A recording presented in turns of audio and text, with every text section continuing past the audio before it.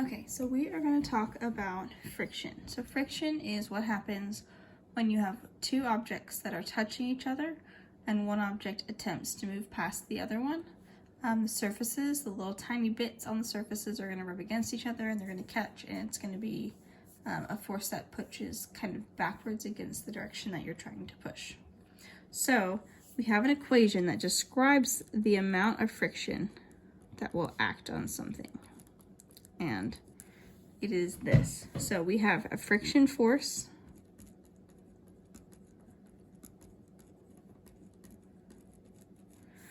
we have normal force,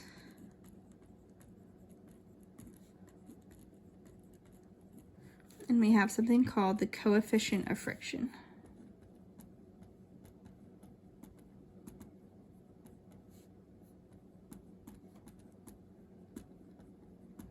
So our friction force is going to be measured in newtons because it's a force, and the normal force is going to be measured in newtons because it's a force. So if I think about the unit that the coefficient of friction has to have, if newtons equals something times newtons, this can't have a unit. So this is essentially a ratio of two forces. And so this is a unitless number. To think about whether your answer makes sense as far as coefficients of friction go, they should generally be between 0 and 1. Now, it is theoretically possible for something to be greater than 1, but for the most part, they're going to be less than 1, and you're not going to end up with negative numbers. So something between 0 and 1 is a reasonable answer. Now, there are also two types of coefficient of friction. So we have US, and that is the coefficient of static friction. Static friction occurs when things are sitting still relative to each other. So like the two surfaces aren't rubbing against each other. So the object could be moving, but it's touching the surface and not rubbing against the surface. And then your other one is mu K, which is your kinetic friction. Kinetic just means moving. So this is when your object is moving. Okay, so generally, this is going to be your larger number. You're going to have more friction when the object is sitting still than you do when the object is moving. So if you have like 0.5 and 0.7, 0.7 will typically be your static friction, and then the 0.5 will be your kinetic friction. Now, quick note, theoretically, the static friction is not always equal to mu times Fn. It is technically less than or equal to mu times Fn. That reason is that static friction can be 0. So if your calculator is sitting there, you're not pushing on it, there's technically no friction acting on the calculator. Now if I push sideways a little bit, now friction starts to act. And friction can go up to mu times Fn.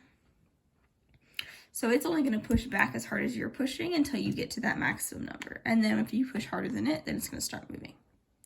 Now to find your normal force, that's when you're going to look at your force equation that we have been practicing.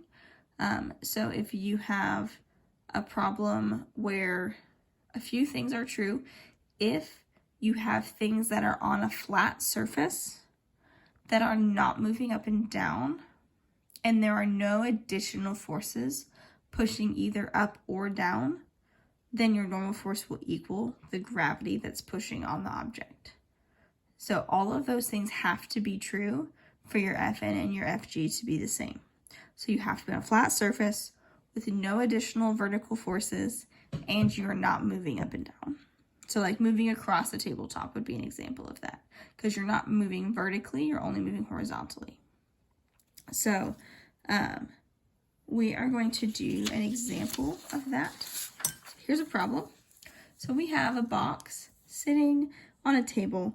The box has a mass of 2.5 kilograms. The coefficient of static friction is 0.47. The coefficient of kinetic friction is 0.23. You're going to push sideways at 15 newtons. Will the box move? So we need to see how much can the friction push on the box, and is it greater than or less than 15 newtons?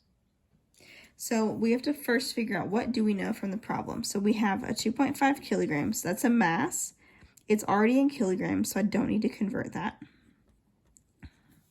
Okay, and we have a coefficient of static friction of 0.47, so that's mu s. No unit on that one, remember? And then coefficient of kinetic friction, which is mu k, of 0.23. We're only going to actually use one of these for this particular problem, but we have to decide which one. Questions like to test you if you know whether to use the static or kinetic. So you're going to push sideways, so FP is going to be 15 newtons. Will the box move? So let's think about the forces real quick and make sure all of our things are true. So we have gravity pulling down. We have normal force pushing up. You're pushing sideways. Friction's pushing back this way. So we're trying to see, are you going to win or is friction going to win? Now, you're on a flat surface. You're a table. You are not moving up and down. You're only moving sideways. And there are no other vertical forces. So I'm not like pulling at an angle. It's just the normal force and the gravity. So in this particular case, my normal force and my gravity are going to be the same, only because all three of those things are true. So if I want to find my normal force, I can do m times g. So where g is 9.8 meters per second squared. We are not putting a negative in here because we're going to put the negative in. If we wanted to do like our net force equation, the negative would go in there. We're taking care of it there. We don't need to put it in here. So anywhere you have a little g, you're just going to plug in a positive. Okay. And then I also have this equation. So I can actually just take this, plug it in for that. And I need to figure out, am I going to need my mu s or my mu k? So it's sitting still. So that means it's going to be my static friction, because static friction is when it's not moving. So static friction is going to be 0.47. So this is going to be mu s times this is mg. So I'm just going to write it as mg, like that. So then I can just plug numbers into this. So I have 0.47 times 2.5 times 9.8. So if I want to see what that is, it equals 11.515.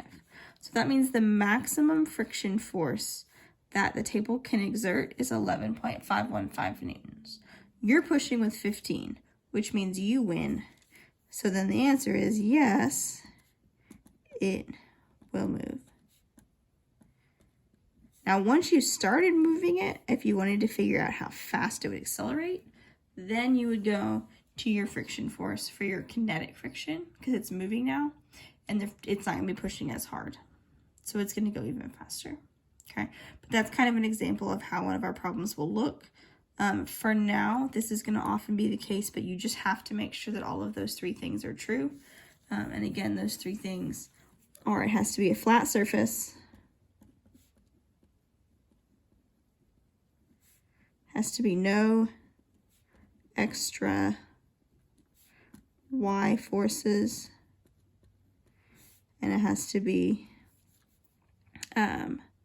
not moving, not accelerating. Technically, it could be moving, not accelerating in the y direction. So theoretically, it could be moving vertically at a constant speed. Now we are going to look next unit at what happens if none of these are true, or some of them are not true. But for now, it's often going to be the case. If these things are all true, then you can use Fn equals Fg. If they're not, we'll talk about that later. So that's just kind of a brief overview of friction and kind of how we're going to use it.